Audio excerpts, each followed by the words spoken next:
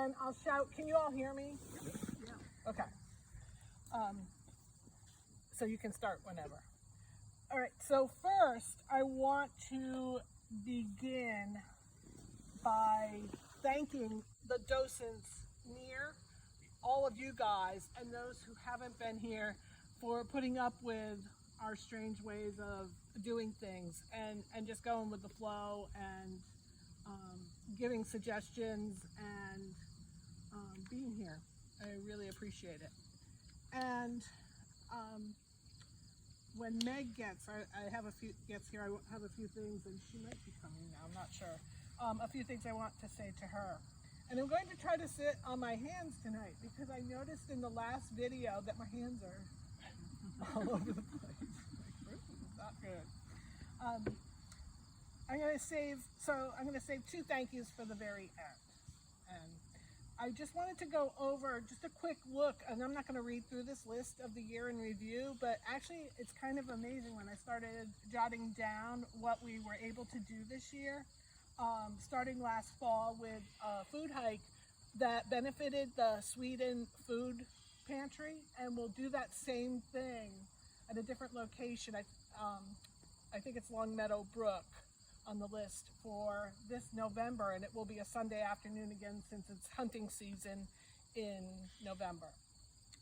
And people brought food, and it was nice, and two people from the food bank actually joined us. Linda Bradley, who's the president of the Sweden Food Bank, and Miriam Ghibli, that a lot of you know from Trail Crew. So that's pretty cool.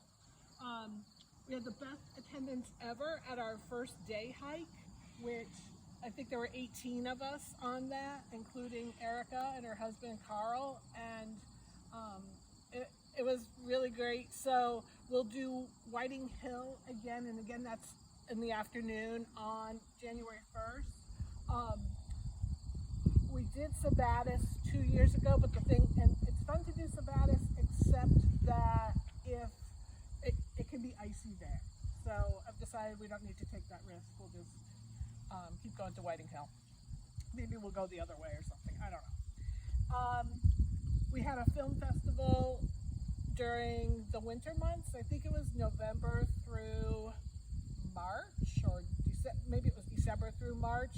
So once a month with Lakes Environmental Association, Alana and I chose different films, and we showed those, and we had a good turnout for those from both organizations. So there were probably at least 20 people in the room each time, and some great films that we were able to watch. Hi, Alice.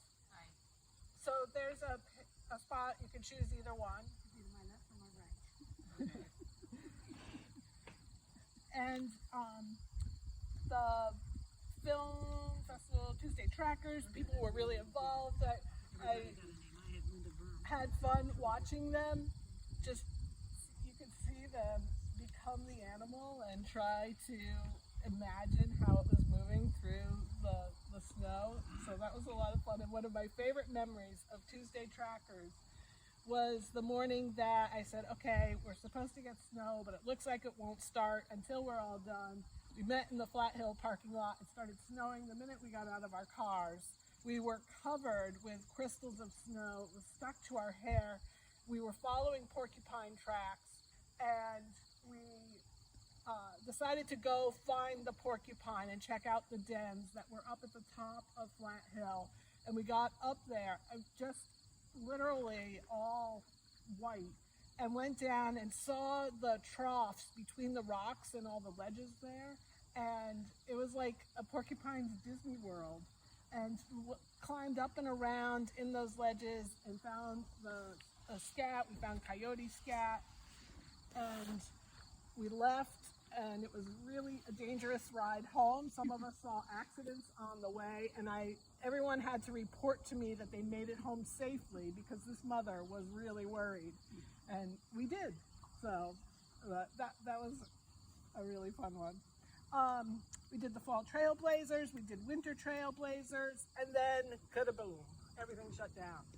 And so we went virtual, as you know, for a while. I think one of the things that came out of all of this, and And thank goodness for Erica and for people like the Katzes and everyone who was coming up with different ideas of things to do. We got really creative. And I'm really proud of us for all the creativity that we were able to do. And I think going forward, we might think about next summer, even if we can have indoor programs, let's still do some outdoor gatherings. We are learning about the outdoor gatherings. So the first time we started over here by the gazebo. And as you know from the docent training, it's pure sunshine over there. So that was just way too sunny. One of the biggest lessons was that I did not say to people, please turn off your cell phone. So I'm saying that right now, and mine's not turned off, but no one ever calls me. Because this one couple, 3 times their cell phone rang. And so I have to remember to say that. But yeah, we learned about the sun. We learned that some people had a hard time hearing, even though Eli had a microphone. So the next time we had a talk here was Erica's talk, and we did it in front of the dugout. In another half an hour or so, there's shade over there, and each week it'll just be better. So Mary's doing a talk here next week, and I don't know if you want to do it here. This is a pretty good space, or over there a little bit, but we'll figure it out when we get here. And we also, that first week, we did it in kind of tiers, and we staggered people where they were sitting, and they have assigned numbers. And the last week we did a horseshoe, which I thought was better. So we'll have to think about what you're comfortable with, because I don't know if you want to walk in between them. So. Well, the horseshoe might be nice, and then if we had a table in the middle of the horseshoe where they could come up and look at samples when everything's finished, and then just makes it easier. I mean, that way I could show it, and then everybody can see it. Okay. And then, what size table? And we have a couple. I have a little table I can bring. Okay. It doesn't need to be big. I have a card table in my truck. Okay. Well, then we could use that. Okay. And then we just have a couple of mats to hang, and we could either put those on the dugout. We could affix them to that, or we could actually hang them on the chain link fence. Okay. So that people could afterwards, they could come up and look at that. Take a look. Super. Questions. Yeah. All right. Good. And then after that, that's pretty much our last evening program. We do have one online with Susan Welchman and Mary Jewett and Brent Lejeune, and that's a photography program.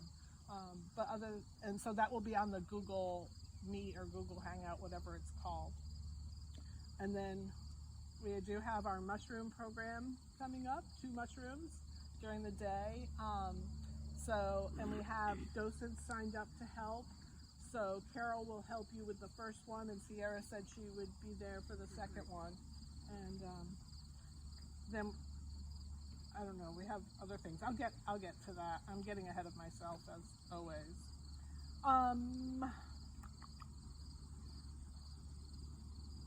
Sorry, Lee. Yeah. The pegmatite things, are those all off? The pegmatite walks, those are all off? The walk and the talk? No, they're on. That's what Mary's doing. They're good. Okay. Yeah. All right. Yeah. Well, it's geology or pegmatites. And we already, we have, what did I tell you, 25 people signed up for the 24 talk? or so. Yeah. Right. Great. And 15 for the walk. Perfect. So, yeah. And we're going to a different place. We're going to, what's the name of that road?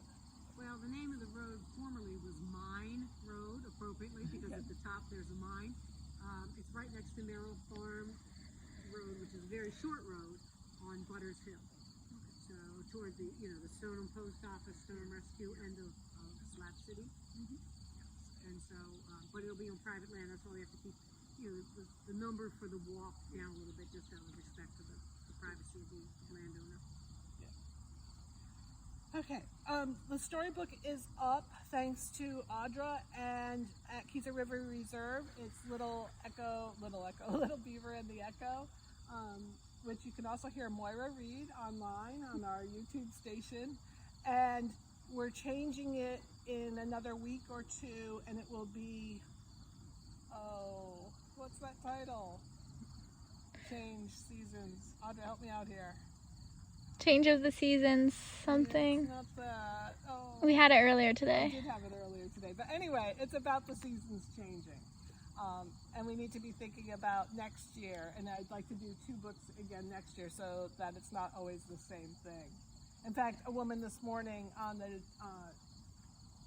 what did we do today? Geocaching walk said, oh, is it the same book as last year? So it was nice to be able to say, no, it's a different book and we have another one coming. Our docent tramps, we've been doing the, sometimes just random tramps, and other times we've had some focus. So this last week we were trying to learn club mosses and we realized we have a lot to learn. And we also did some geocaching at the same time. The week before, we taught people how to do, how to assess the land using the Forestry for Maine birds that we learned from Maine Audubon. And so you're using your fingers to figure out different layers of the land. And we did that a few different times along the trail. I thought that was fun. I just like using my hands. Stick them under. The self-guided tour, it's at John A. Seeger. If you haven't been on the short trail on New Road, please try to get there. There's also a mystery plant there that you have to try to figure out. You have to actually find the plant, take a picture of the plant, not just identify it from another picture that you see there. And next year, the group will be setting up the self-guided tour from the kiosk on the Whiting Hill loop at Heald and Bradley Ponds to Otter Rock. And it's really cool. Joan couldn't be here tonight, but she sent an email to her crew on the self-guided tour, and something like 92 signs you have? I after she sent the email, I checked my file because I created them. I have the master file. We have 124 plant signs. That's awesome. So they can pick and choose what they put out, because you only put out about 25 each time, right? Yeah, we just add more every year. We find plants we don't have signs for yet, we add more. Yeah. I don't say we, I mean part of the group finds the plants. I get an email with a text from them, and I create the sign, I send it back to them. It's a well-oiled machine. It's been working very well.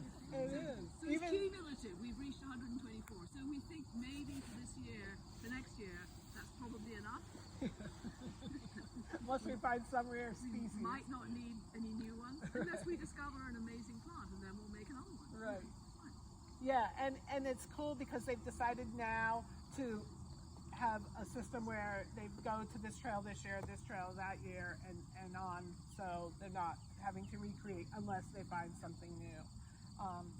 And it's even a well-oiled system when it comes time to put the signs up, and starting with tool Bob Winship created for them, and the signposts, and it just goes really smoothly, very quickly. It depends crucially on 1 or 2 young, healthy, strong interns. Right.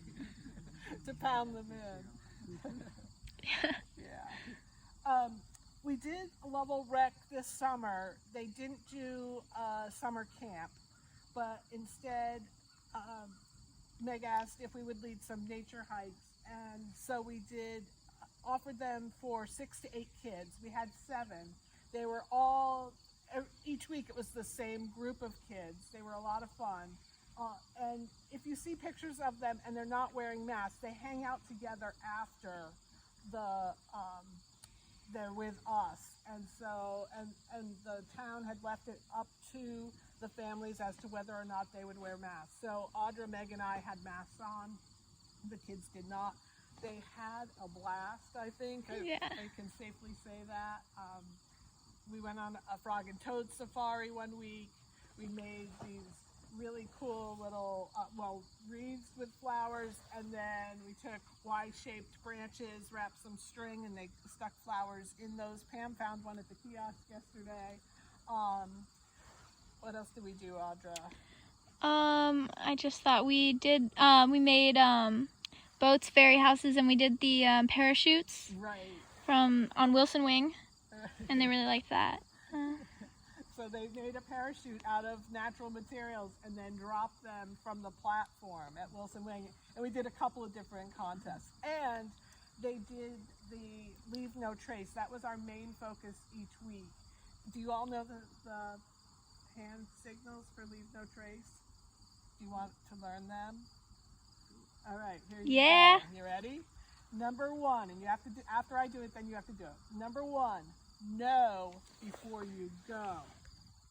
So, number one, no before you go. And you're pointing at a trail. Number two. So then you're taking two fingers, and it's follow the right path. Am I saying it right? Choose the right path. Choose the right path. Thank you. That's why I have Audra with me. Choose the right path. So you walk your fingers down, two fingers down your arm. So number two, choose the right path. Number three, trash your trash. That was easy. So number three, trash your trash. Number four, take only pictures. So, and they had a hard time figuring out how to get their fingers to do this. So it's your pointer and your thumb, all right? You make a rectangle, and when you bring it up, you click your tongue as if you're taking a photo. All right, so number four, take only pictures. And videos. And videos, right, they added and videos. They were quite clever. Number 5 is be careful with wildfire. So number 5, be careful with wildfire. This is way better than the geology song last year, right, Bonnie? Yeah. Number 6 is respect wildlife. So you make deer ears. Respect wildlife. Right? So number 6. Respect wildlife. Number 7, be kind to others. So you're making the peace sign and you're waving. So number 7, be kind to others. In one of the videos, one of the kids is doing that and then he kicks, pretends he's kicking somebody. He's about 7 years old. So we added, those are the 7 principles of Leave No Trace. We added 2 more. So number 8 is keep a moose length apart. All right? So number 8, keep a moose length apart. And number 9 is check for ticks before you go to bed. Check your arms, check your legs, and don't forget your head. So, they know them. Yeah, we made them do it like 3 times every hike. And They know it. On one hike, we were at, what's that? I know. Well, we added, so there were only 7, and we added 8 and 9. So, more than you need to come up with 10. You need to come up with that one for us. Last week we were at Wilson. Remember the other 9. Yeah. There you go. We were at Wilson Wing, and in order to get across the bridges there, Audra was asking them different questions. So for one bridge, she would give a random number to a kid, and they would have to give her the symbol for Leave No Trace. And it was a good quiz for them. So they did really well with it, better than I do with it. And the last thing on this that I have, except I have another little note here to myself, is that Erica got a grant through The Ed Meadows Conservation Fund. for some historical interpretive signs at Heald and Bradley Ponds.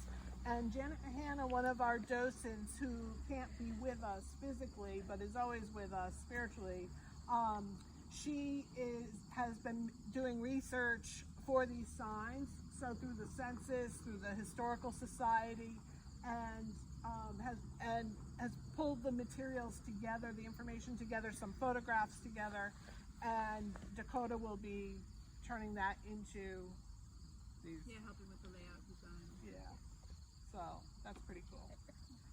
So that's the McAllister family by parking lot number 1, the McDaniels, which is the big foundation at parking lot number 4. You with me where I am? Yeah. I'm getting better about the numbers. And Amos Andrews, which is kind of in between all of them, and then the dam. So, all right, I already said we have a few more programs and hikes to come. Nature diorama, which had been postponed, is now canceled, and maybe we can do that next year. A couple of our programs, so now if you look below, it says on tap for 2021, and some of our programs that were intended for this summer were postponed to next year, including the Dragonfly, and Ron Butler really wants to come. He lives up in Rangeley and teaches at the University of Maine, Farmington, but in order to look at a dragonfly or a damselfly, you have to get really close, and he just said, no, we can't do it this year. So, and that was the right decision. We made that early on, and I kept thinking, oh, we'll be able to do it. Well, nope. So we'll do the first day hike again. And I actually wrote in my notes, well, I have Whiting Hill here, but I wrote, or maybe Flat Hill. Might be fun to do something different. This is Erica's Sweetheart Walk or Skate, or a labyrinth, a winter labyrinth with the Lucy lights. I meant to bring, I have a Lucy light, so they're these little pop-up lights that are solar operated, and so that would be kind of cool to do something on the 14th. Winter weeds and galls, which Joan and Pam Marshall are going to work on. This should be utterly otters. It came out utter otters at Healdon Bradley Ponds, because that's always a great place for weasel tracks. And sometimes we can find slides and just look at how the otters are moving and the other weasels. Early morning bird walks in May I would love to do, and I know that Peter and Molly won't necessarily be here in May, but we're pulling Joe Scott into our group, and he's willing to do some of that too, I think. And would Mary do it? And Mary Jewett, we can always get Mary, yeah. I say that. Lady Slipper Walk. So this year we did it, and it actually ended up with, was it 2 or 3 walks? I don't know, it seemed like I did one for the waiting list, and then we did that other one. Maybe it was 2. And so that was at Proctor Pond, and it would be fun to do that again there, but Stan, how do you say his last name? Toupee, thank you. Invited us over to his yard, and he's got a bunch just along a stone wall there, and I would really like to include that, another way to get in with someone who's very local, and he's willing to have us bring a group of people there. I totally agree, good idea. Yeah. That was our Eli thing this year, and we did the Earth Day cleanup, but I now have I don't have his contact information, but I at least have the name of the local guy who organizes the Earth Day cleanup, so I want to see if we can organize with them next year, so that, because we did it one weekend and they did it another time. More about temporarily, because I mean, is that just the town of Lovell? No, I think it's that whole group. Is it that whole group? Yeah, but it's Tom Farrington. He's on, his driveway is the one, it's not Harbor Road, is it, it's in my brain. Shave Hill, when you first turn from the school, off of Route 5, is it Shave Hill at that section? And he's got the telephone pole in the middle of the driveway. That's his house. Because when Pam and I were out doing Keezer River Reserve, he stopped and talked with us.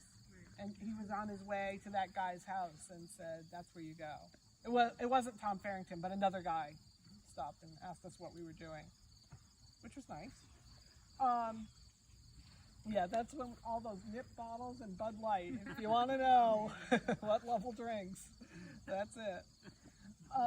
I'd like to do hike and paddle with LEA. Again, it's been a couple of years since we did that. Had hoped to do it this June after Carol got back, but again, that was something we couldn't do. But hike up the mountain trail, down the connector to Ron's Loop, and then go to Carol's house and put in our canoes. And in doing it with LEA, then Alana comes with us and she can talk about water quality while we're up there talking about the land. So it's just a nice way to bring us together. So the dragonflies and damselflies with Ron Butler, but one note you don't have on your list, but Pam Katz and I were at Otter Rock one morning and we were watching a couple of dragonflies emerge on the rock. And it's a really cool experience if you have not. Has anyone ever not seen a dragonfly emerge? Okay, so this is a really cool experience. So I will look and see what day that was. It was extremely mosquito-y. We could only stay about an hour, right? Yeah, but we saw hundreds. Yeah. Hundreds coming out. Yeah. It was Having come out and drying their wings. So we'll plan it for around that date, Yeah. and we'll make it just an hour or two long, and it'll be enough. It's really special. But we went back the following week and we didn't see any. Yeah, Right. right. Lee, you should start tracking that date. Dragonfly emergence. Yeah, Be a climate change indicator. yeah, you're right. That's a good idea. Okay. Bees with Mary, and I think Sierra might want to help you with that. So that will be a talk and then a visit. Yes, could you just clarify that for me? Is it going to be all the Hymenoptera, or will it be honeybees, bumblebees, all bees, wasps, yellow jackets, hornets? Will you clarify that for me? Pardon? Will you clarify it for me? It's what you want. Oh, I'd like to know. well, I'll about talk the with wild Sierra and we'll bees. decide. I mean, obviously I know a lot more about honeybees. They have some nice charts and things that could go along with that. It doesn't have to be about beekeeping necessarily, but just about bees, because Right. we haven't been beekeeping with hives, the wooden hives, for that long. They've been around for millions of years, so there's plenty to talk about just for bees. And we could put in the honeybees and maybe a little bit of the smaller bees and that sort of thing. Alice has a request. Yes, Wild bees. wild bees, yes, yes. And just to further complicate your life, I've always find that there are all these groups of flies, hoverflies, bee flies and things that aren't bees, Yes, but they mimic bees and Yeah. they're lifestyle flies. exactly. I mean, if we got So into that's pollinators, I could also talk for, interesting. yeah, I could talk for weeks, Yeah. but, Mary, we're giving you 1 hour. okay. But it's interesting though that Alice mentioned the wild bees, because I'm reading a book now by an authority on, it's entitled Following the Wild Bees, because I want to become a bee hunter. So you hunt for the wild bees, and apparently bees living in the wild may be in a wooded area like the White Mountain National Forest every half mile to 1 mile. And you can find them. Of course, you don't disturb them. It's not hunting in the sense that you take them back with you or anything. Don't destroy the hive. But just finding them is the way to do that. And that's really fascinating. Isn't that where the term beelining came from? Beelining, that's right. You beeline, that's right, exactly. Well, Maybe pollinators should be our ambassador species for the kiosks oh, next year. all right. So I need to start making sure I have photographs. To get on it. I've got lots. Okay. All right, good. So yeah, just you have 1 hour. You Okay. make it the topic you want it to be, and It'll let be me bees. know what Yeah, it bees is. good. Yeah. Danielle Doria. How do I say her name? Doria. Probably. I don't know how she says it. Yeah. But anyway, she's a biologist with IFNW, and I asked her if she would come and talk about herons, because she's been in charge of the Heron Network it's in its 11th year now, and Moira and I have actually kept track of rookeries for the network, both of which have collapsed in recent years, but you never know because they could come back. But anyway, so I've asked her and she's agreed to do a talk for us next summer. The plan originally was that she had 2 graduate students from UMaine who were going to do a drone of one of our, fly a drone around one of our rookeries, and that was going to become part of the program. However, that rookery collapsed, and so anyway. I had 2 herons back on my pond about 3 weeks ago. Okay. So I thought, maybe, but now they're gone again. Yeah, maybe they'll think, oh, this is a nice place. Let's come here next year. We'll keep an eye on it, Moira. Bonnie will be doing From Dinos to Bird. That will be her bird talk next year. And if you saw her program last night, Audra and Bonnie pulled that together from the program she did 4 years ago, which is a very layered program. And if you recall from attending hers, where she just brings in the music and the humor and the science and all kinds of things that are moving and flashing, and music is playing. And then she had to tape her voice on her iPhone, and then Audra had to take both of these presentations and put them together. So if you hear the slide 1, slide 2, she tried to get rid of them, but it was impossible to get rid of all of them. And when you think about all that went into that, it's a pretty cool program, and a lot of people have watched it, which is nice. Series for the Soul, we did poetry remotely this year. I think there were 4 or 5 of us. Audra and I were sitting in our vehicles outside the office that day in the pouring rain, and Judy was in her cabin having trouble getting started, but we got going, and it was this major thunderstorm, so Lee Addix was at his house in Stoneham, and the power went off, so we lost him, and we lost another person who was down in Biddeford. So it was interesting, but hopefully we can pull that back. And we did get some poetry out of it, and we will be putting that on the Nature Naturally website page. I'd like to add sketching. Ingrid, did you see that your name is next to sketching with a question mark or something? Yeah, I'd love to do something like that.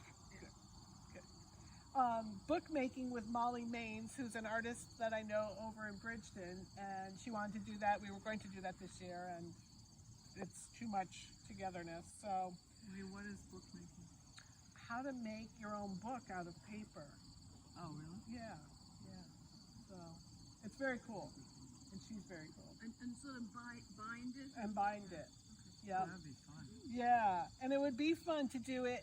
My hope is that we can do the poetry one week, the sketching maybe the next week, and then the bookmaking. So if people wanted to come to all 3, they could put them all together. Or maybe do it the other way around. I don't know. We'll have to think about that. Deb, Yoga in the Woods again. Mm-hmm. Okay. And So is Pam. that off for this year? No, it's on. Oh, good. Yeah, I have people signed up for Sorry, it. I thought you said at one point you only have one more thing left, so that's Oh, why I keep she asking did. this question. One more evening talk. Okay. Yeah. Saturday, right, Deb? That's cool. Saturday. A week from Saturday. Yep, the 15th. Good. And where is it? Or we're not saying? I can't say, but it's at Wilson Wing. Okay. This video's not going public, so it's okay. You can't just show up, though. Tai Chi, maybe next year? I have 2 knees. Okay. All right. And I hope we can do stargazing again, because for those of you who came here last summer, Bob Croyne brought this, what was that? Some sort of telescope. There were 20 people in the dark. I have no idea who was here. But one of them was an original board member. And so that was cool. I can't remember his name now, but and we got to see the rings around Saturn. Pam, do you want to move? I'm just realizing. This time we'll move. Okay. So we got to see the rings around Saturn. We got to see the moons around Neptune. Am I right? Jupiter. Thank you. And it was just so much fun. As each person, but you have to go into this sit in this little seat, which is why we couldn't do it this year. You'd sit in the seat and you'd look through, and each person was like, wow. There were lots of This year exclamations. would have been the comet. Right. Deb everybody see it? Yeah. This is a media show. I love it. Yeah. So those are all just ideas, as it says on the back side. And I mean, some of them are things that we know are going to go forward, and you've all just sat here and agreed to do them. And we have it recorded, so that's great. And we might even get Ryan to do a talk, lead a walk for us next year. Yeah, I just wanted to interject. Has everybody met Oh. Ryan in person? Ryan I've Packero met or most Lou of you Lansford? in Have you person met or him? virtually. Here he is. Been a great asset. Yes, yes. Welcome. And also, not only a great asset, but also curiosity about nature. And today, he heard. Oh, I heard a yellow-billed cuckoo over at Wilson Wing. Oh, really? That's the first one I've ever heard, so that was cool. Yeah. So. There was a cuckoo out here when we came last time. Mm-hmm. Yeah. So suggestions are welcome. I need them by October. Yes, Moira. So this is not necessarily for next year, and it's independent of COVID issues. But I noticed when we have the series for the soul, which I think is a wonderful program, we don't have anything musical. And for me, to be in the woods, there are certain kinds of music that are sort of magical. A single flute playing, a single violin playing, and you're deep in the woods. And if we could somehow have something like that at some point, I don't know. Moira, when we had the docent training, Kevin asked you about sounds and bird songs. Yes. Can you do something for us? Did I just turn that around? So my first answer is that's entirely. I'll answer in a second, but it's entirely different from what I was. I was Okay. imagining, artistic music. So Okay. not a nature program about, let's say, birdsong, but about.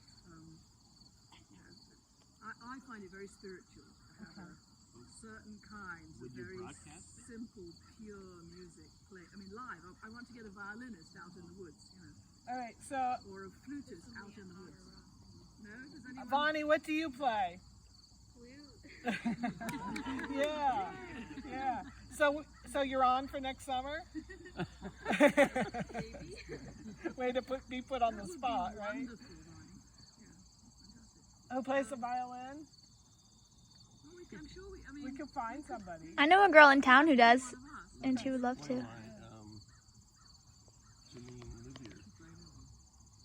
Okay, I don't know her. But, and Audra knows someone. So think about the instruments.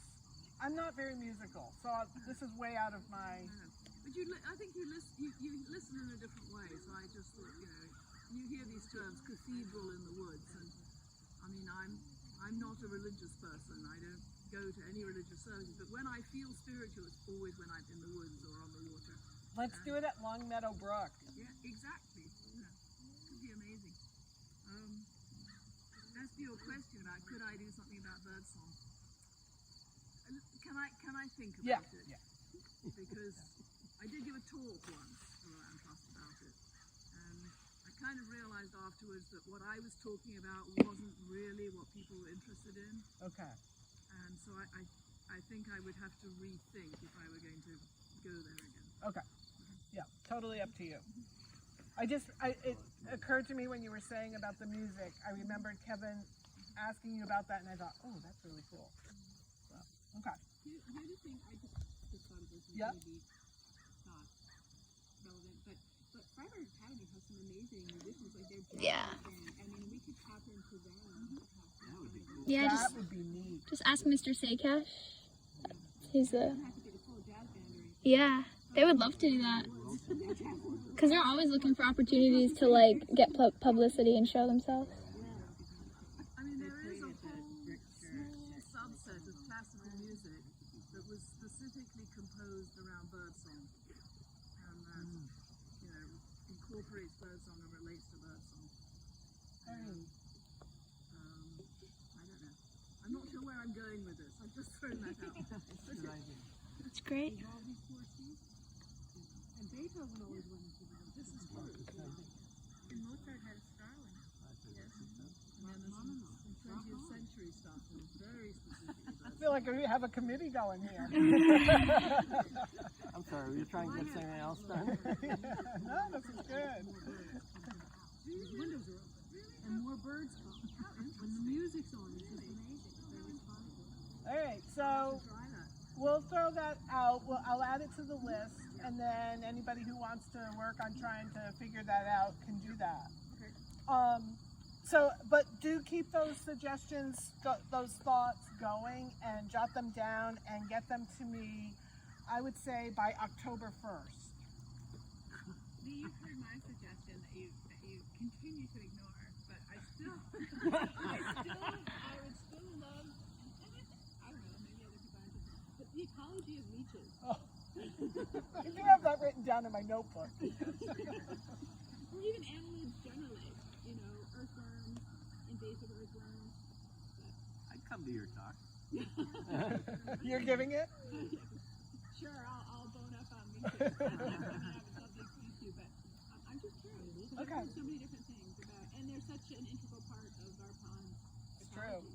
And you can make it a beach day. Pardon? You can make it a beach day. Yeah, we all stand in the pond and leeches. I'll bring the salt. Well, that's what makes me think of it, is everybody's always fussing about Whitney Pond and the leeches. I think, and then that would give us a chance to have an interpretive piece out of Whitney Pond about So let's the do it at value Whitney Pond. of the leeches. Yes, we do it at Whitney Pond. Okay. Now we just have to find someone. I know, I just don't know who's the expert. Probably some annelid person. Yeah. Could I ask one thing? If anybody's interested, I know you've shot this down once before, but that's okay. Recycling.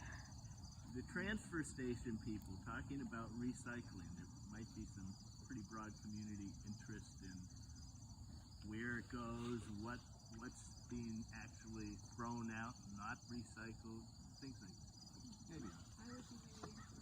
Yeah, that's interesting. I do too. I don't know where our service is going. And that relates to the Earth Day cleanup. I was thinking that too. I don't Yeah. know if it would make sense to do it around then because not so many people, I don't know how many people we would get to come, but does it make sense to do it around then? It could be in the summer. April. Too early. Yeah, that's what I was, So when is that? I mean, we'd like to get year-round residents coming to that. right. If we can do a good enough publicity job and make it sound like something that's fun and interesting instead of you're being lectured to. Yeah, We could partner with the town too. yeah. That might be a really good thing. And the guys that staff the transfer station, they're very interesting. I hear them Yes, they talk, are. and every time I go, people are always asking, it's not clear what to do. And one interesting thing is sometimes people throw out tin cans when in fact, if they can get some money back on them, they do return those cans, and I think the money goes to Level Rec. So Okay. you don't just Yes, it want to does. It toss goes to Level those Rec, right. sparkling water cans into the, and I think a lot of people didn't know that. Mm-hmm. And So, some of the guys who work at the dump are people who in their private lives are very keen on the woods and the outdoors. I know because I've had conversations with them about it. So, Okay. you know, they're not, this is not a gulf. It's not that somehow we don't have common interests here. and Meg is a good liaison, so I can ask her who to talk to and, okay. I wish she was here. So Scott, you know, hunts turkeys on my land. Sorry.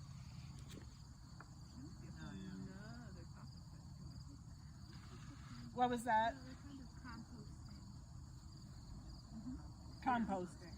Yes, composting too. All right. And then we can work in worms there as well. What's that? Get the sell-off plan. This is good. This makes it easy. Composting And I think if we can, even if we can go back inside, I'm hoping we can do some outside and not have everything be with slideshows. So we have some variety next year, and we'll see how that all plays out. So typically at this meeting we do the evaluation, which I did not bring, where we talk about strengths of the program, weaknesses of the program, and suggestions. But it's been such a weird year that I just thought we'd forego that. But again, I do want your suggestions. Not only suggestions for programs, but also how to do this kind of stuff. Because this is all new to us, and each time we do something, we learn something we should have done to make it more comfortable for everyone, and so that everyone can hear, and etc. So, the Google Calendar, the GLLT education program, if you haven't looked at it lately, I try to keep that up to date. And so August 12th, I have Nancy and Sierra to help. You offered to help that night, or just the next morning? What day? That's next week for the pegmatite talk. Anytime. Okay, because one of the things is helping, when people come in, I have a list of names and I give them a flag number. And so somebody has to, Audra won't be here, so somebody has to meet them and check off their name and tell them what their number is. And then somebody else has to help them to stagger the parking so everyone's not parking next to each other at the same time, so they can get out of their cars at a different time. And then you both are helping just with crowd control the next morning. And we'll have more details about how that will work out. One quick thing. Yep. What happens to the top if it's raining? We're having thunderstorms. Right, so Eli's talk got moved to a week later. Okay. And we did the walk, and then we did the talk. Okay. So we did the walk one week, and then the following week we did the talk. I think that's how it played out. Okay. So I don't know if that works for you. Well, we were going to kind of plant the seed of what they would be seeing the next day. But that's okay. I mean, if it has to be, we can't control But the if weather. you could do what we did with Eli, he changed his talk and just took questions the following week. Yeah. The questions arising from the walk. Right, right. Okay, that would work too. Yeah. So we'll have to think about that. Okay. We'll be in touch. Deb, August 15th, and Pam's going to be your docent. Pam K. Oh, Just- very, very lovely. I was also hoping my assistant docent could help Yep. too, Bonnie. Good. Yep. Okay, so Vonnie. Unless we have too many numbers. But so far we have 4 people, and then Pam. So how many do you want? That sounds good. You mean attendees? Yeah, Well, I don't know what our guidelines are, but we can have up to 100, and we're not going that far. Yeah. I don't have any sense of a limit. It would be nice to have 10, 12, 20. Much more than that, I think it would detract from the experience. Yeah, and I think 20 is a lot. We had 11. There were 11 of us this morning, which seemed like a really good number. I think 15 or 20. Like what you're doing, I think you can get away with 20. I'm not sure you can get away with so many. Yeah. So I think I'd limit it to 15. Good. Okay. The 18th is online. The 27th, Moira's mushrooms. So at 9:30, Carol's going to help her with crowd control, and that's going to be a real crowd control one. But we're only doing 10, right? 10 I think people. that's what we decided. What are the sign-ups? Do you know? I only have 2 people so far, but I haven't advertised it No problem. as much because what I'm discovering is that people are waiting till the last minute to sign up. Which is in a way it's helpful because the first walk they signed up ahead of time, and then when it got moved, then it got crazy. So, and then Sierra will help with the afternoon one. I mean, if the sign-ups stay very low at the last minute, I would appreciate it if we could try to move them into one walk. Yeah, definitely. I have a feeling they won't be low. There's probably going to be a waiting list, but we'll see. September 5th is Charles Pond Paddle. Do you want to segue right here, right now? Oh, we could segue into Charles Pond.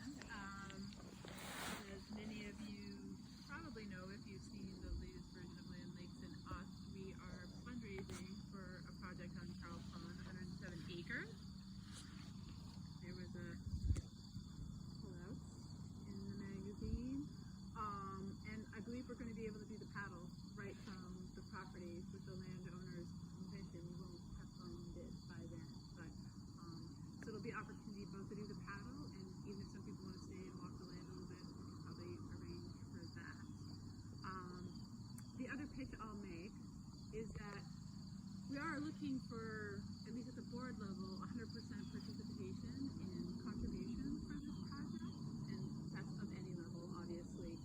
But we'd also like to expand that to some of our core volunteer groups if you're interested in contributing, and hopefully you'll be enthusiastic when you come out and get out to see the property. I have maps of how it fits into the larger scheme of the context of our conservation, which I can pass around. Okay. And then we're putting together, we've been writing grants for this project all winter, and had some good success with that, and we're moving into kind of a quiet phase of donor solicitation. So we're just pulling together some materials that we'll be sharing with folks about the project. This is going to be a very hard copy outside, and then there'll be some inserts in here that we'll be sharing with folks. So I'll send these around if folks want to just take a look. You're up, Jim. Thank you, Lee. You're welcome. Erica, could I just add one cool thing? Apparently, when Erica is looking for grants from grantors for a project like this, one of the things that they get they're really pleased to hear is that there's 100% support from everyone involved in the organization. And they don't care, we care, but they don't care whether someone's given $10,000 or $5. Just to be able to say, everyone's given something. The donors really love to hear this. So I think for all of us, if we could give $5, then Erica is able to turn around and say that. If you can give 10,000, she'll accept that. And the other thing, just to add on to this, is we had a conversation with an anonymous donor who supported our organization very generously over the years, asking them to match gifts. So we'll be submitting a proposal to them at the end of next week, to be able to see if we've got this level of participation in their closest will help in our pitch to them and their decision making around whether they'll match our donation. So our Charles Pond paddle becomes even more meaningful because we get to go and explore it. And last year we went from Harbor Road and put in at the dam and went down to Charles River, which is a beautiful way to go. But what we're planning to do this year is put in at the property, so we'll be able to drive in, and it'll be a little tight there, but put our kayaks in there, and then there's a wetland on the far side, and so I think it would be fun to go all the way around and explore that wetland that we never got to last year. Maybe go up the trails a little bit, just because I like to go look at that beaver lodge that looks like it's Little House, Big House, Back House Barn. And plus, after you turn around from there, you can see the mountains. And it's just beautiful, and you've got the silver maples. And then go into the cold river, go as far as we can, and then back. And Alice and Pam Marshall are co-docenting that, correct? I know I am. Or did I put you down inadvertently? No, I just don't know if I might have to be in Boston. Okay. We should, and the other thing to keep in mind is there used to be there's at least recognized by the state, a heron rookery, former heron rookery out there that's been abandoned, but we should go check it out. Yeah. See what's going down. Oh darn, we'll have to look for it. Yeah, I'll have to look for that. Rookery out there. Do you know where it is? Yeah, I went to that last week. We have a journal walk on the 19th of September, and Pam Katz and Carol have agreed to help Ann Johnson with that. Still waiting to hear from Ann. So I've contacted her and I haven't heard. So hopefully that's all okay. October 17th, we are climbing Sabatis to take in the beautiful foliage. So I could use a docent or two for that. And then on Sunday, the 15th, in the afternoon, is the Longmeadow Brook Sweden Food Bank walk, and we'll need a little bit of help there. And then Julie and her kids will help with the Christmas with Wilson Wing. And we'll decorate a tree. Don't you like that? I thought that was pretty clever. And that's all I have, except I want to take this time to thank one very special young lady who has spent the summer, well, 8 weeks, which, phew, it flew by last year too, didn't it, Bonnie? It's like, how in the world does this happen every year? But Audra has been incredible. She had to intern on her own, which was a different experience that we've never had before, and did a great job, was wonderful with the Level Rec kids. One thing that we added, which I wish we had thought of this years ago now, was on Tuesday afternoons. So we had the Level Rec program on Wednesday mornings, which was really nice to have it in the morning. But on Tuesday afternoons, Audra and I would pre-hike the path that we would be following. Each week we went somewhere different. And it gave us time, we both had come up with some ideas, and then it gave us time to figure out where we were going to actually execute those. Not execute the kids, just, no, they were good kids, they were really good kids.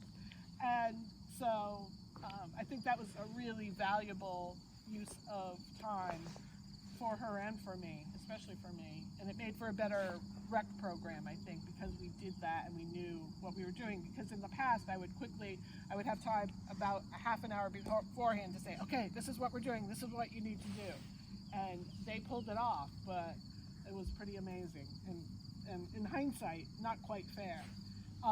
So Audra, we want to thank you for everything you did, from helping with trail crew and helping in the office and sitting out in the tent that has now been destroyed by the windstorm, and helping with all of our tramps and all of our programs. She's the person who you arrive to do something, she's already thought ahead. Or when I pulled in here tonight and I was getting out my chair and I put it on the ground, she grabbed it and brought it over. And that's just how it's been all summer long. So we have a gift for you. And somewhere I have a card for you.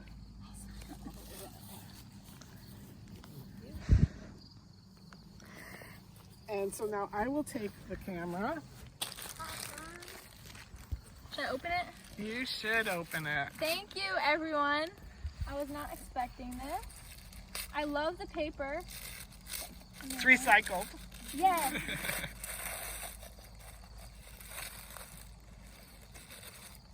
Naturally Curious. Day by Day, a photographic field guide and daily visit to the forest, fields, and wetlands of eastern North America. Mary Holland. By Mary Holland. Thank you so much, Lee. And everyone, did you guys all, did you all, yeah. So I would give you a hug. Yeah, right, But, hug. yeah. The cool thing about this book is that do all of you have this? I think so. When I was given my copy at Christmas one year, my sister-in-law said, well, how does she know that on that day you're going to see that thing? And we all know that we either see that, whatever the item is, that day, or we saw it the previous day. And because we're like Mary and we're always out there and we're always paying attention. And I think you're just going to find it's little snippets of information and beautiful photographs that are really I'm so excited great. to read this and learn a bunch of new. I've already learned so much new cool things this summer. Well, it'll be like going for a tramp. Yeah. And you only have Thank to you read all. one a day. So. I just want to say I've had a really amazing experience this summer, getting to know all of you. And I've learned a lot from each and every one of you, and it was a blast. And Lee makes it sound like I do everything perfectly, but she just makes my job really easy. And so does Erica and Ryan, and it's a great little family we have. And we can't do anything without the docents or everyone helping out. So thank you. You're welcome. Now that's a great segue for the last thing we want to do for this meeting, and that is to greet those who can't be with us. So I'm going to go around and each of you has someone to greet.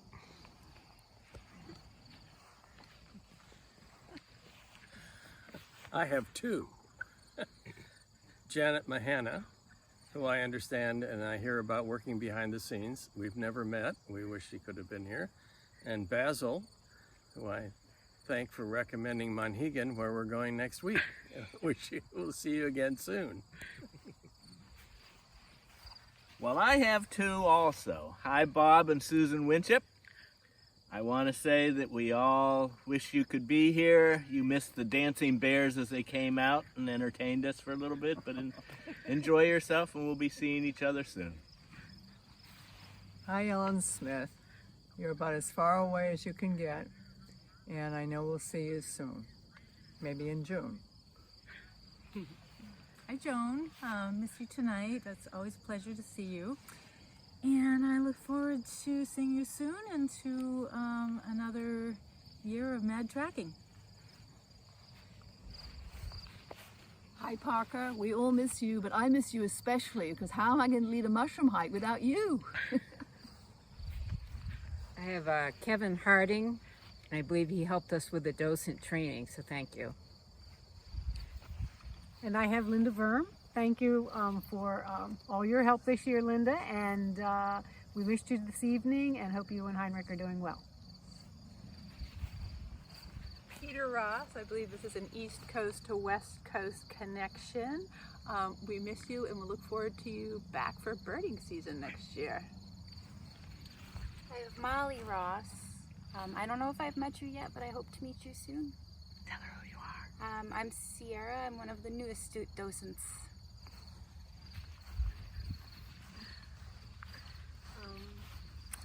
Hi Alice, I hope your summer's been going well. I'm sorry I didn't get to see you, but hope everything's good and wish you were here.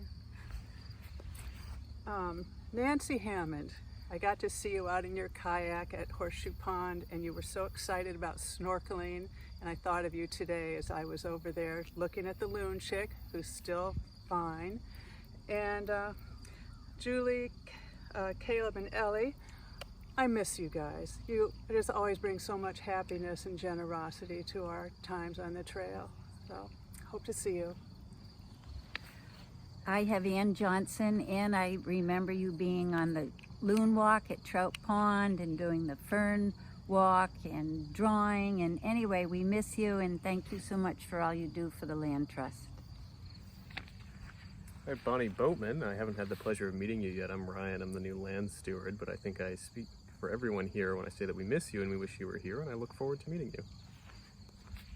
I have Carol Guestwicki. I don't think I've met you this summer, but you may know my mom, Megan Hamlin, and she tells me that you guys have conversations all the time, so I look forward to meeting you. Hi Dennis, we miss you here at the docent gathering, but we'll look forward to seeing you next year in your big hat. Excellent. And I have, and I can do this from behind the scenes because that's how I prefer to do it. So you're looking at my chair, the empty chair. I have Joe Scott, who is just joining our ranks and very graciously led a birding walk for us back in June when Peter and Molly couldn't be here. And Peter says to you, Joe, don't think this is a full-time job. And for Dave, I have Dave Sears. And Dave, we really wish you would come back and join our ranks and stop spending all your time cutting down wood. And that is our docent meeting for 2020. Thank you all. Thank you, Lee.